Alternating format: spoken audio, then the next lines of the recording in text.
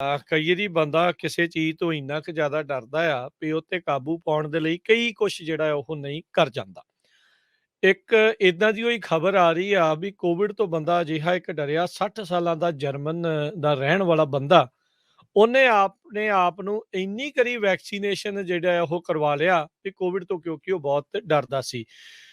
60 ਸਾਲਾਂ ਦਾ ਰਹਿਣ ਵਾਲਾ ਜਰਮਨ ਦਾ ਬੰਦਾ ਕਹਿੰਦੇ ਵੀ ਕਥਿਤ ਤੌਰ ਦੇ ਉੱਤੇ ਉਹਨੇ 90 ਕੋਵਿਡ ਵੈਕਸੀਨ ਸ਼ਾਟਸ ਜਿਹੜੇ ਆ ਉਹ ਲਗਵਾਏ ਤੇ ਲਵਾ ਕੇ ਤੇ ਆਪਣੇ ਵੈਕਸੀਨ ਕਾਰਡ ਦਾ ਬਾਅਦ ਚੋਂ ਸੈੱਲ ਵੀ ਕਰਨ ਲੱਗ ਗਿਆ। ਜੀ, ਸੋ ਬਿਲਕੁਲ ਉਹ ਪ੍ਰੋਫਿਟ ਕਰਦਾ ਸੀ ਤੇ 60 ਸਾਲਾਂ ਦਾ 90 ਵਾਰੀ ਟੀਕੇ ਲਾਏ ਲਗਾਤਾਰ ਉਸਨੇ ਕੋਵਿਡ-19 ਦੇ।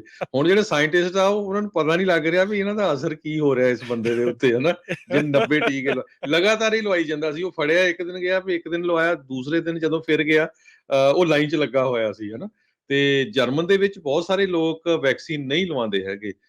ਪਰ ਜਰਮਨ ਮੁਲਕ ਨੇ ਬੈਨ ਕੀਤਾ ਹੋਇਆ ਆ ਵੀ ਜੇ ਤੁਸੀਂ ਪਬਲਿਕ ਲਾਈਫ ਦੇ ਵਿੱਚ ਤੇ ਹੋਰ ਵੈਨਿਊਜ਼ ਜਿਸ ਤਰ੍ਹਾਂ ਰੈਸਟੋਰੈਂਟ ਹੈਗੇ ਆ, ਥੀਏਟਰਸ ਆ, ਸਵਿਮਿੰਗ ਪੂਲਸ ਆ, ਵਰਕ ਪਲੇਸਿਸ ਆ, ਉੱਥੇ ਤੁਸੀਂ ਜਾ ਨਹੀਂ ਸਕਦੇ ਜੇ ਤੁਸੀਂ ਵੈਕਸੀਨੇਟਡ ਨਹੀਂ ਤੇ ਤੁਹਾਨੂੰ ਇੱਕ ਪਾਸਪੋਰਟ ਜਿਹੜਾ ਵੈਕਸੀਨ ਲੱਗੇ ਦਾ ਉਹ ਦਿਖਾਉਣਾ ਪੈਂਦਾ ਹੈਗਾ। ਸੋ ਇਹ ਭਾਈ ਸਾਹਿਬ ਜਿਹੜੇ ਸੀ ਇਹ ਟੀਕੇ ਲਵਾਈ ਜਾਂਦੇ ਸੀ ਤੇ ਇਹਨਾਂ ਕੋਲ ਕਾਫੀ ਸਾਰੇ ਨਹੀਂ ਉਹ ਪਾਸ ਆਪਣੇ ਇਕੱਠੇ ਕੀਤੇ ਹੋ ਸੀ ਤੇ ਕਾਰਡ ਲੋਕਾਂ ਇਕੱਠੇ ਨੂੰ ਕਰ ਲਏ ਸੀ। ਦੇਈ ਜਾਂਦੇ ਸੀਗੇ, ਵੇਚੀ ਜਾਂਦੇ ਸੀਗੇ। ਦੇਖ ਲਓ ਹਿਸਾਬ। ਸੋ ਜੀ, ਜਰਮਨ ਦੇ ਵਿੱਚ ਬਹੁਤ ਸਾਰੇ ਜਿਹੜੇ ਸਟੂਡੈਂਟਸ ਆ ਉਹ ਮਾਸਕ ਨਹੀਂ ਲਾਉਂਦੇ ਜਾਂ ਜਿਹੜੇ ਮਾਸਕ ਲਾਉਂਦੇ ਆ ਉਹਨਾਂ ਨੂੰ ਟੀਜ਼ ਕੀਤਾ ਜਾਂਦਾ ਹੈਗਾ ਕਿਉਂਕਿ ਜਰਮਨ ਦੇ ਵਿੱਚ ਲੇਟਲੀ BA.2 ਓਮੀਕਰੋਨ ਕਾਫੀ ਪੀਕ ਤੇ ਗਿਆ ਹੈਗਾ ਆ। ਪਿਛਲੇ ਐਤਵਾਰ ਦੇ ਹਿਸਾਬ ਨਾਲ ਜੇ ਦੇਖਿਆ ਜਾਵੇ ਜਰਮਨ ਨੇ 74,053 ਨਵੇਂ ਕੋਵਿਡ-19 ਦੇ ਜਿਹੜੇ ਆ ਪੇਸ਼ੈਂਟ ਉਹ ਰਿਪੋਰਟ ਕੀਤੇ ਹੈਗੇ ਆ। ਤੇ ਜਰਮਨ 'ਚ ਟੋਟਲ ਕੋਵਿਡ-19 ਦੇ ਨਾਲ 1,30,029 ਮੌਤਾਂ ਹੋਈਆਂ ਹੈਗੀਆਂ। ਜੀ, ਬਿਲਕੁਲ ਹਰਜੋਤ ਸਿੰਘ ਜੀ ਵੀ ਬੜੀ ਇਹ ਮੰਦਭਾਗੀ ਜੀ ਜਿਹੜੀ ਇਹ ਗੱਲ ਆ। ਓਵਰਆਲ ਜੇ ਵੈਕਸੀਨੇਸ਼ਨ ਰੇਟ ਦੱਸਿਆ ਜਾਵੇ ਨਾ ਜਰਮਨੀ ਦਾ 75% ਤੋਂ ਉੱਤੇ ਨੇ ਜਿਹੜੇ ਫੁੱਲੀ ਵੈਕਸੀਨੇਟ ਲੋਕ ਨੇ। ਹੁਣ ਤੱਕ ਉੱਥੇ 63 ਮਿਲੀਅਨ ਲੋਕਾਂ ਨੇ ਟੀਕੇ ਜਿਹੜੇ ਉਹ ਲਗਵਾਏ ਨੇ, ਫੁੱਲੀ ਵੈਕਸੀਨੇਸ਼ਨ ਆ ਤੇ 172 ਮਿਲੀਅਨ ਡੋਜ਼ਿਸ ਜਿਹੜੀਆਂ ਹੁਣ ਤੱਕ ਲਗਾਈਆਂ ਜਾ ਚੁੱਕੀਆਂ ਨੇ।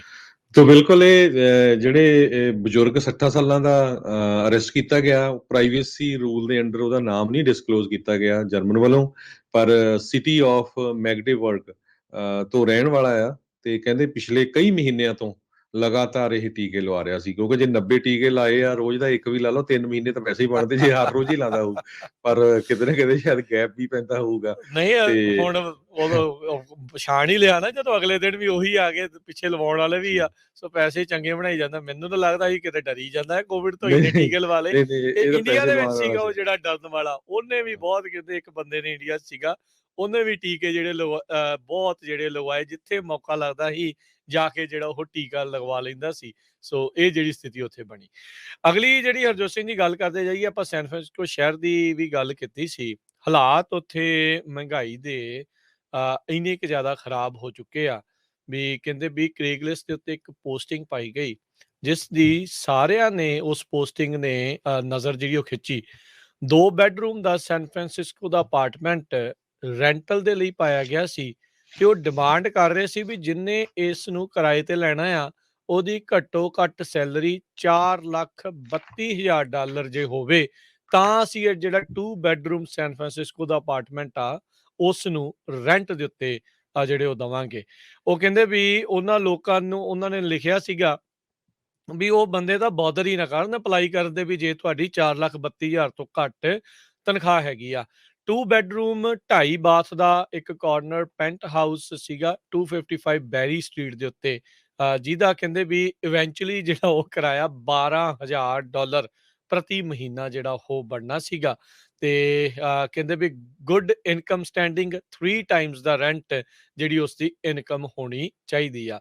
ਕਹਿੰਦੇ ਵੀ ਇਹ ਬੜਾ ਅਨਹਰਡ ਜੀ ਜਿਹੜੀ ਉਹ ਗੱਲ ਸੀਗੀ ਵੀ 3 ਟਾਈਮ ਇਨਕਮ ਰੈਂਟ ਤੋਂ ਜਿਹੜੀ ਉਹ ਹੋਵੇ ਇਸ ਦੀ ਮੰਗ ਜਿਹੜੀ ਉਹ ਕੀਤੀ ਜਾ ਰਹੀ ਹੋਵੇ। ਸੋ ਤਕਰੀਬਨ $500,000 ਤੁਸੀਂ ਸਾਲ ਦਾ ਕਮਾਉਂਦੇ ਹੋਵੋ ਤਾਂ ਤੁਸੀਂ ਫਿਰ 2 ਬੈਡਰੂਮ 2.5 ਬਾਥ ਦਾ ਇੱਕ corner penthouse San Francisco 'ਚ ਉਹ ਅਫੋਰਡ ਜਿਹੜਾ ਉਹ ਕਰ ਸਕੋਗੇ। ਸੋ ਇਹ ਬੜੀ ਕਹਿੰਦੇ ਆ ਵੀ ਤਗੜੀ ਜਿਹੜੀ ਇਹ ਗੱਲ ਸੀ ਤੇ ਸਾਰਿਆਂ ਨੂੰ ਉਸਨੇ ਜਿਹੜਾ ਉਹ ਹਿਲਾ ਕੇ ਰੱਖ ਦਿੱਤਾ। ਜੀ।